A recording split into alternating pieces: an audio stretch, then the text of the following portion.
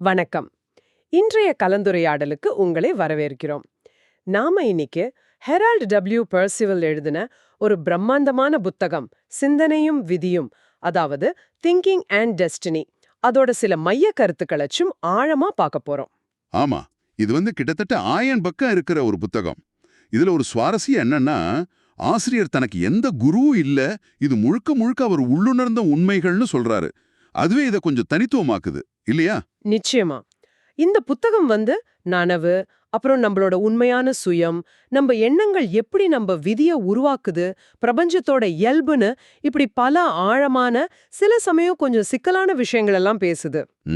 நம்ம நோக்கம் என்னன்னா, இந்த பெரிய தத்துவ கடல்ல இருந்து சில முக்கியமான முத்துக்களை மட்டும் எடுத்து அது உங்களோட சிந்தனையை எப்படி தூண்டுதுன்னு பாக்குறது தான். நீங்க உங்க வாழ்க்கைய பத்தியும் உங்க இருப்ப பத்தியும் கொஞ்சம் வித்தியாசமா யோசிக்க தயாரா இருந்தீங்கன்னா இது ஒரு நல்ல சுவாரஸ்யமான தேடலா இருக்கும்னு நினைக்கிறேன். சரி, எங்கிருந்து ஆரம்பிக்கலாம்? சரி, முதல்ல அந்த புத்தகத்தோட ரொம்ப அடிப்படையான ஒரு விஷயத்துல இருந்து ஆரம்பிக்கலாமே, பிரபஞ்சத்தோட அமைப்பு பத்தி. சரி, கட்டாயமா. பிரபஞ்சத்துக்கு ஒரு திட்டம் இருக்கு, எல்லாமே ஒரு நோக்கத்தோட தான் இயங்கிட்டு இருக்கு, எதுவுமே தற்செயல் இல்லைன்னு இந்த புத்தகம் சொல்லுது. அதுலயும் முக்கியமா சிந்தனை விதி அப்படின்னு ஒண்ணு இருக்கு, லா ஆஃப் தாட். ஆமா, அதாவது நாம என்ன நினைக்கிறோமோ அதுதான் நம்ம விதியை நேரடியா உருவாக்குது. இது கேட்க ரொம்ப சிம்பிளா தெரியலாம், ஆனா அதோட விளைவுகள் ரொம்ப ஆழமானது இல்லையா? கரெக்ட். ஏன்னா நாம பொதுவா விதி தலை விதின்லாம் சொல்லும்போது ஏதோ வெளியிந்து வர ஒரு சக்தி மாதிரி நினைப்போம். ஆனா இந்த புத்தகம் அப்படி இல்லவே இல்ல, நம்மளோட சொந்த சிந்தனை தான் எல்லாத்துக்கும் மூலம் அப்படின்னு ரொம்ப அழுத்தமா சொல்லுது. அப்போ நம்ம செய்யற ஒவ்வொரு செயலுக்கும், ஏன் நாம செய்ய தவறுகிற செயலுக்கும் கூட நாம தான் பொறுப்புன்னு வருதா? நிச்சயமா. அது மட்டும் இல்ல, இன்னும் ஒரு படி மேல போய் விபத்துக்கள் மாதிரி நடக்கிற விஷயங்கள் கூட தற்செயலானது இல்லைன்னு சொல்லுது. என்னது, விபத்துக்களா? அது எப்படி? இது ஏத்துக்கவே கொஞ்சம் கஷ்டமா இருக்கே. ஆமா, இது ஒரு பெரிய கருத்து தான். புத்தகம் என்ன சொல்லுதுன்னா, விபத்துக்கள் கூட நம்ம கடந்த காலத்துல நினைச்ச எண்ணங்களோட ஒரு சமநிலையற்ற தன்மை இருக்கு இல்லையா, அதோட வெளிப்பாடு தான். எக்ஸ்டீரியரைசேஷனா? அந்த எண்ணங்கள் தான் செயல் வடிவமாவோ பொருள் வடிவமாவோ இல்ல ஒரு நிகழ்வு வடிவமாவோ நம்ம முன்னாடி வருது. அது நமக்கு உதவலாம், சில சமயம் காயப்படுத்தலாம், இல்லனா பாதுகாக்க கூட செய்யலாம். நம்ம சிந்தனைக்கு அவ்வளவு சக்தி இருக்குன்னு இந்த புத்தகம் வாதாடுது. ஓ, இது கொஞ்சம் யோசிக்க வேண்டிய விஷயம்தான். சரி, இந்த சிந்தனை விதி இப்படி வேலை செய்யுதுன்னா, அப்போ நான் யாரு? இந்த சிந்திக்கிற நான் யாரு? இந்த உடம்பு மட்டும் தானா? பிளேட்டோ சொன்ன மாதிரி உன்னை அறிவாய்னு சொல்றது சுலபம், ஆனா எப்படி அறியறது? இதுதான் இந்த புத்தகத்தோட மையமான கேள்வி. பெர்சிவல் ஒரு இடத்துல எழுதுறார், உங்க உடல் இந்த உலகத்துக்கு எப்படி வந்ததுன்னு உங்களுக்கு தெரியும். ஆனா நீங்க உங்க உடம்புக்குள்ள எப்படி வந்தீங்கன்னு உங்களுக்கு தெரியாது. நீங்க என்னவா இருக்கீங்கன்னு உங்களுக்கு தெரியாது. இது சற்று நம்மள நிறுத்தி யோசிக்க வைக்குது இல்லையா? ஆமா, நிச்சயமா. இங்கதான் அந்த மூமூர்த்தி சுயம், அதாவது ட்ரையோன் செல்ஃப் அப்படிங்கிற ஒரு கான்செப்ட் வருது. இது நம்ம பொதுவா நினைக்கிற ஆன்மா, ஆவி இந்த மாதிரி கருத்தாக்கங்கள்ல இருந்து வேறுபடுது. ஆமா, இது அழியாதது, 3 பகுதிகளை கொண்டது. அறிபவர், திங்கர், அப்புறம் செய்பவர். இது ஒவ்வொன்றுக்கும் தனித்தனி குணங்கள், வேலைகளும் இருக்கு. இதுல எது நம்மள இயக்குறது? இதுல முக்கியமா கவனிக்க வேண்டியது நம்மளோட செய்பவர் பகுதி தான். இதுதான் இந்த உலகத்துல அனுபவங்களை பெறுது, உணர்ச்சிகளை உணருது, ஆசைப்படுது. நாம நான் நினைக்கிறதோட ஒரு முக்கிய பகுதி இதுதான். சரி. ஆனா இங்க ஒரு சுவாரஸ்யமான விஷயம் என்னன்னா, நம்ம உடம்புல இருக்கிறது முழுமையான செய்பவர் கிடையாது. அதோட 12 பகுதிகள்ல ஒரு பகுதி மட்டும்தான் ஒவ்வொரு பிறவியிலையும் இந்த உடம்புக்குள்ள இருக்கு. அப்படியா? அப்போ மத்த பகுதிகள் எங்க இருக்கு? மத்த 11 பகுதிகள் உடம்புக்கு வெளியில இருந்தாலும் இந்த ஒரு பகுதியால பாதிக்கப்படுது, அதோட தொடர்புல இருக்கு. இதுதான் மறுபிறவி, அதாவது ரீ எக்ஸிஸ்டன்ஸ்க்கான அடிப்படைன்னு புத்தகம் சொல்லுது. ஒவ்வொரு தடவையும் செய்பவரோட ஒரு புது பகுதி அனுபவத்துக்காக வருது. ஓஹோ, அப்போ ஒவ்வொரு பிறவியும் ஒரு தொடர்ச்சி மாதிரி, ஆனா ஒவ்வொரு முறையும் செய்பவரோட ஒரு புது அம்சம் அனுபவம் பெறுது. இது கொஞ்சம் சிக்கலா தான் இருக்கு. ஆனா இந்த செய்பவர் பகுதிக்கும் நம்ம அன்றாட உணர்வுகள், ஆசைகள் இதுக்கெல்லாம் என்ன தொடர்பு? இங்கதான் பெர்சிவல் ரொம்ப முக்கியமான வழக்கத்துக்கு மாறான ஒரு கருத்து சொல்றாரு. நாம பொதுவா உணர்வு அப்புறம் ஆசை இதையெல்லாம் வெறும் உணர்ச்சிகள் அப்படின்னு நினைக்கிறோம், சரிதானே? ஆமா, அப்படிதான் நினைப்போம். கோபம், சந்தோஷம், துக்கம் மாதிரி. ஆனா இந்த புத்தகம் சொல்லுது, அவை வெறும் உணர்ச்சிகள் இல்ல, அவை செய்பவரோட 2 அடிப்படை அம்சங்கள். அதாவது உணர்வுங்கிறது செய்பவரோட செயலற்ற நிலை, ஆசைங்கிறது செயலில் உள்ள நிலை. உணர்வு, ஆசை ரெண்டுமே செய்பவரோட அம்சங்களா? இது எப்படி முக்கியம்? இதை எப்படி பார்க்கறதுனால என்ன பெரிய மாற்றம் வந்துட போகுது? இல்ல, இது ரொம்ப பெரிய மாற்றம். ஏன்னா பெரும்பாலான தத்துவங்களும் சரி மதங்களும் சரி இந்த இரண்டையும் வெறும் மனசோட அல்லது உடம்போட செயல்பாடுகளா பாக்குது. ஆனா பெர்சிவல் என்ன சொல்றாருன்னா, இவை இரண்டும் நம்மளோட அழியாத செய்பவர் பகுதியோட நேரடி அம்சங்கள். ஓ, இத புரிஞ்சுக்கிட்டாதான் நாம ஏன் சில விஷயங்களை உணர்றோம், ஏன் சில ஆசைகள் வருது, அதை எப்படி கையாள்றதுன்னு நமக்கு உண்மையிலேயே புரியும். இந்த தப்பான புரிதல் தான் மனிதர்களை அறியாமையில வச்சிருக்குன்னு அவர் சொல்றாரு. நம்மள நாமே புரிஞ்சுக்க இது ஒரு முக்கியமான திறவுகோல். அப்போ நம்ம உணர்ச்சிகள் வெறும் உடம்புல நடக்கிற ரசாயன மாற்றங்கள் மட்டும் இல்ல, அது நம்மளோட ஆழமான சுயத்தோட நேரடி வெளிப்பாடுன்னு சொல்றீங்க. இது கேட்கவே ஒரு பெரிய மாற்றத்தை ஏற்படுத்துற மாதிரி இருக்கு. சரி, மறுபடியும் அந்த சிந்தனை விதிக்கு வருவோம். இப்படி ஒரு எண்ணம் வெளியே வந்து ஒரு நிகழ்வா மாறுது. இது ஏதோ மேஜிக் மாதிரி இல்லையா? மேஜிக் மாதிரி தோணலாம். ஆனா புத்தகம் இத ஒரு சிக்கலான, அதே சமயம் ஒரு திட்டவட்டமான செயல்முறையா விவரிக்குது. முதல்ல, எண்ணம்ங்கிறது வெறும் மன ஓட்டம் இல்ல. அது ஒரு சக்தி வாய்ந்த, ஒரு உருவங்கொண்ட ஒரு இருப்பு என்டிட்டின்னு சொல்லுது. ஒரு என்டிட்டியா? ஆமா. அது முதல்ல இதயத்துல உருவாகுது. இது ஒருவேளை வாழ்வின் மையப்புள்ளின்னு ஒரு உருவகமா சொல்லலாம். அப்புறம் மூளை வழியா வெளிப்படுது. ஒவ்வொரு எண்ணத்துக்கும் ஒரு நோக்கம் இருக்கு, ஒரு வடிவமைப்பு இருக்கு, ஒரு விளைவு இருக்கு. அது மட்டும் இல்லாம, அது சமநிலை அடையும் வரைக்கும் அது தொடர்ந்து இயங்கிக்கிட்டே இருக்க ஒரு சக்தி அதுக்கு இருக்கு. சமநிலை அடையும் வரைக்கும்னா அது என்ன? ஆமா. ஒவ்வொரு எண்ணமும் ஒரு சமநிலைப்படுத்தும் காரணிய, பேலன்சிங் ஃபேக்டரை தன்னோட கொண்டு வருது. நாம உருவாக்குன எண்ணம், அது நல்லதோ கெட்டதோ, அதுக்கான விளைவை நாம அனுபவிக்கிற வரைக்கும் அந்த எண்ணம் அதோட சுழற்சியை முடிக்காது. அப்படியா? அது நம்ம மனசூழ்நிலையில, மென்டல் அட்மாஸ்பியர்ல அப்படியே தங்கி சரியான நேரம் வரும்போது செயல், பொருள் அல்லது நிகழ்வா வெளிப்படும்.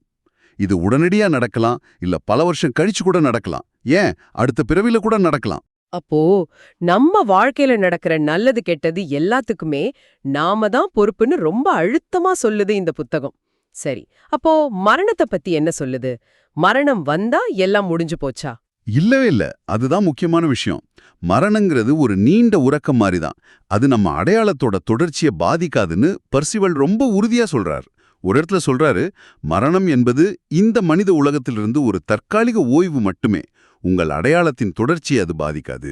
நம்புறதுக்கு கொஞ்சம் கஷ்டமா இருந்தாலும் ஒரு விதத்துல ஆறுதலான விஷயமா இருக்கு. ஆமா. நம்ம உணர்வு நிலை மரணத்தின் போதும் தொடரும்னு கூட நம்மளால உணர முடியும்னு கூட சொல்றாரு. சரி, மரணத்துக்கு பிறகு என்ன நடக்குது? ஸ்வர்க்கம், நரகம் பத்தி நிறைய கதைகள் இருக்கே நம்ம மதங்கள்ல, புராணங்கள்ல எல்லாம். இந்த புத்தகம் அது கொஞ்சம் வித்தியாசமா விவரிக்குது. மரணத்துக்கு பிறகு முதல்ல ஒரு சுயநினைவற்ற நிலை வருது.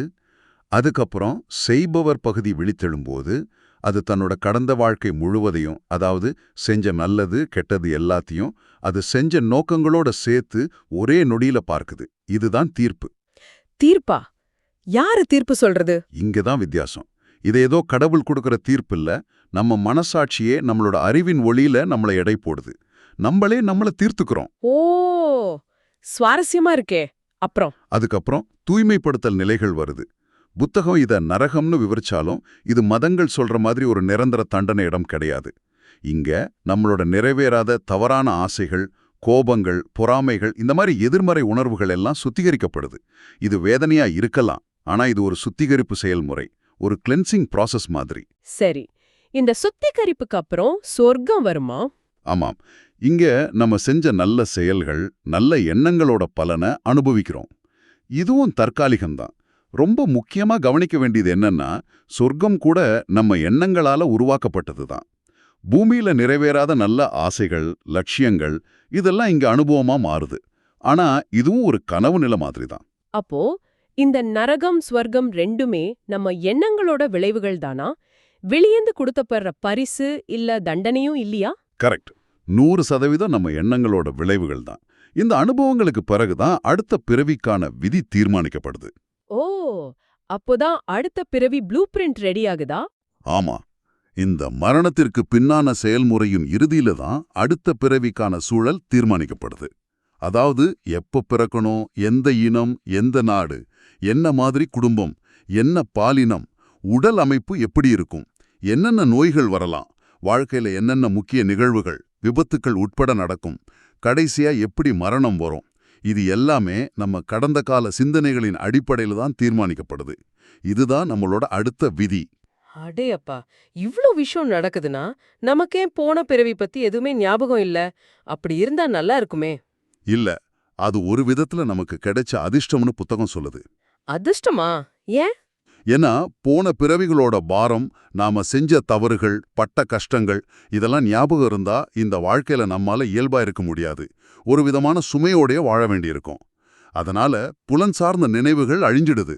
ஆனா வேற ஏதாவது தொடருமா? ஓ, நிச்சயமா. செய்பவரோட நினைவுகள் திறமைகள், மனப்பான்மைகள், மனசாட்சி இது மூலியமா தொடரும். அதனால தான் சிலருக்கு சில விஷயங்கள் இயல்பாவே வருது, சிலருக்கு சில குணங்கள் பிறப்புலயே இருக்கு. நம்ம நோக்கம் என்னன்னா, இந்த நான், அதாவது இந்த உடம்பு தான் நான், இந்த பேர் தான் நான்கிற தப்பான எண்ணம், ஃபால்ஸ் ஐ, இதை தாண்டி உண்மையான தொடர்ச்சியான செய்பவரை உணர்வது தான். அப்போ உண்மையான சுயத்தை அறியறது தான் ரொம்ப முக்கியம்னு சொல்றீங்க. இது எல்லாத்துக்கும் மேல நனவு, கான்ஷியஸ்னஸ் பத்தி இந்த புத்தகம் என்ன சொல்லுது? இது ரொம்ப ஆழமான விஷயமாச்சே. ஆமா, இதுதான் இந்த புத்தகத்தோட ஒரு மாதிரி உச்சக்கட்ட கருத்துன்னு சொல்லலாம். நனவு என்பதுதான் இறுதியான முழுமையான உண்மை, அல்டிமேட் ரியாலிட்டி. அது எல்லா இடத்துலயும் இருக்கு, ஆனா அது எதையும் செய்யறதில்ல, அது செயல்படாது. செயல்படாதா? அப்புறம் எப்படி எல்லாம் நடக்குது? அதோட இருப்பால தான் எல்லாமே, நாம உட்பட எந்த அளவுக்கு உணர்வோடு இருக்கிறோமோ அந்த அளவுக்கு இருக்கு. நனவுக்கு ஆரம்பமோ முடிவோ கிடையாது. அது கூடவோ குறையவோ செய்யாது. அதுக்கு எந்த குணமும் இல்ல, பண்பும் இல்ல. அது ஒரு தூய இருப்பு, ஐஸ்னஸ், விளக்கவே முடியாத ஒரு நிலை. இது புரிஞ்சுக்கவே ரொம்ப கஷ்டமா இருக்கு. நனவு எதையும் செய்யாதுன்னா அப்புறம் எப்படி இந்த பிரபஞ்சம், இந்த வாழ்க்கையெல்லாம் இயங்குது? நல்ல கேள்வி. நனவு செயல்படாது, ஆனா அதோட இருப்பு தான் எல்லாவற்றையும் செயல்பட வைக்குது. அது ஒரு தூய வெளிச்சம் மாதிரி கற்பனை பண்ணிக்கோங்க. அந்த வெளிச்சத்துல தான் மத்ததெல்லாம் தெரியுது, இயங்குது. ஆனா வெளிச்சம் எதையும் செய்யறதில்ல. அதே சமயம் அது இல்லாம எதுவும் இல்ல. இது எல்லா மர்மங்களுக்கும் மேலான மர்மம்னு பர்சிவல் சொல்றாரு. சரி, இவ்ளோ சக்தி வாய்ந்த ஒரு மும்மூர்த்தி சுயம் பின்னணியில இந்த முழுமையான நனவெல்லாம் இருந்தும் மனிதர்கள் ஏன் இந்த பிறப்பு இறப்பு சுழற்சிக்குள்ள சிக்கி இவ்ளோ கஷ்டப்படுறாங்க? இதுக்கு என்ன காரணம்? இதுக்கு புத்தகம் சொல்ற காரணம் மனிதனின் வீழ்ச்சி, ஃபால் ஆஃப் மேன். இது நம்ம ஆதாமேவாள் கதை மாதிரி இல்ல. இது பூரணத்துவ சாம்ராஜ்யம், ரெல்ம் ஆஃப் பெர்மனன்ஸ்னு ஒரு நிலை இருந்துச்சு. அங்க இருந்த உடல்கள் அழியாதவை, சமநிலையானவை, பாலுணர்வு அற்றவை. அந்த நிலையிலிருந்து செய்பவரின் வீழ்ச்சியை குறிக்குது. எப்படி வீழ்ந்தாங்க? செய்பவர்கள் பாலுணர்வு மயக்கத்துல விழுந்து சமநிலையை இழந்து இந்த பிறப்பு இறப்பு சுழற்சிக்குள்ள வந்துட்டாங்க. இதனால அவங்க தங்களோட அறிபவர், சிந்திப்பவர் பகுதிகளோட நேரடி தொடர்பை இழந்துட்டாங்க. அதனால தான் இந்த அறியாமை, கஷ்டம் எல்லாம். ஓ, இது ஒரு பெரிய கதை மாதிரி தெரியுது. அப்போ இந்த சுழற்சியிலிருந்து விடுபட வழியே இல்லையா? இது இப்படியே தான் போகுமா? இல்ல, வழி இருக்கு. அதுதான் நனவான அழியாமைக்கான வழி. இதுவும் இந்த புத்தகத்தோட ஒரு முக்கியமான பகுதி. அது என்ன வழி? அது எப்படிப்பட்டது?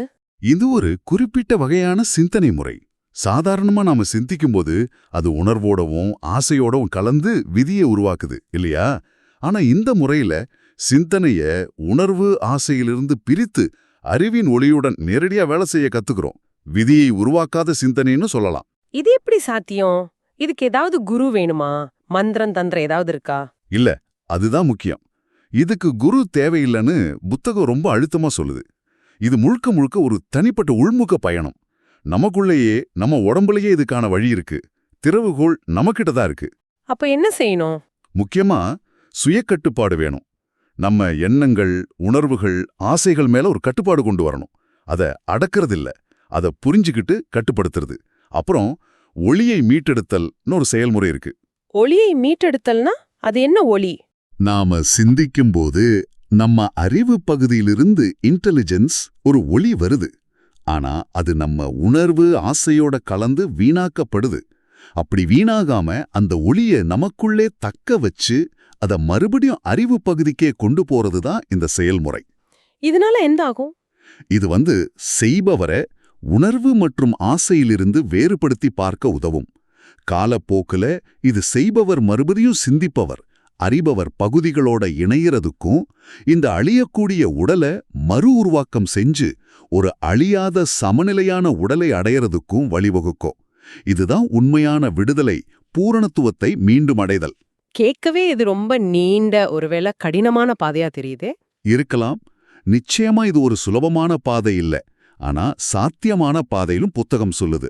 நம்ம எண்ணங்களை கவனிக்க ஆரம்பிக்கிறது, நம்ம உணர்வு ஆசைகளை வெறும் கருவிகளா பார்க்க கத்துக்கிறது, நம்மள நாமே ஆழமா புரிஞ்சிக்க முயற்சி செய்யறது, இதெல்லாம் முதல் படிகளா இருக்கலாம். சரி, நாம இன்னைக்கு சிந்தனையும் விதியும் புத்தகத்திலிருந்து சில மிக ஆழமான சவாலான கருத்துக்களை பார்த்தோம். நம்ம எண்ணங்கள் தான் நம்ம விதியை நிர்ணயிக்குதுங்கிறதுல இருந்து, நாம இந்த உடம்பு இல்ல, அதையும் தாண்டிய ஒரு மும்மூர்த்தி சுயம், அதுலயும் செய்பவரோட உணர்வு, ஆசை அம்சங்கள் எவ்வளவு முக்கியம், நனவுனா என்ன, இந்த பிறப்பு இறப்பு சுழற்சியிலிருந்து விடுபட என்ன வழி, இப்படி பல விஷயங்களை தொட்டு போயிருக்கோம். நிச்சயமா இது ஒரு பெரிய விரிவான தத்துவ அமைப்பு. நாம இன்னைக்கு அதோட சில முக்கிய வாசல்களை மட்டும்தான் திறந்து பார்த்திருக்கோம். இதுக்குள்ள இன்னும் நிறைய ஆழமான விஷயங்கள் இருக்கு.